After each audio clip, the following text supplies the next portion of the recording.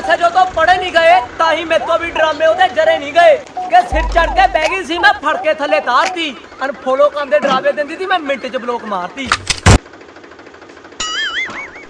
855 ਵਾਲਿਓ ਪੰਗੇ ਨਾ ਲਓ ਲਿਫਟ ਟਾਪੇ ਪਾੜ ਜਾਣਗੇ 7.5 ਕੁਆਂਟਲ ਦੇ ਆ ਇਹਦਾ ਪਿਓ ਹੀ ਖਿੱਚਦਾ ਸ਼ੇਰ ਹੀ ਇਹ ਗੱਦੜਾ ਕਾ ਕੰਮ ਨਹੀਂ ਖਿੱਚਣਾ ਸ਼ੇਰ ਖਿੱਚਦੇ ਆ ਸ਼ੇਰ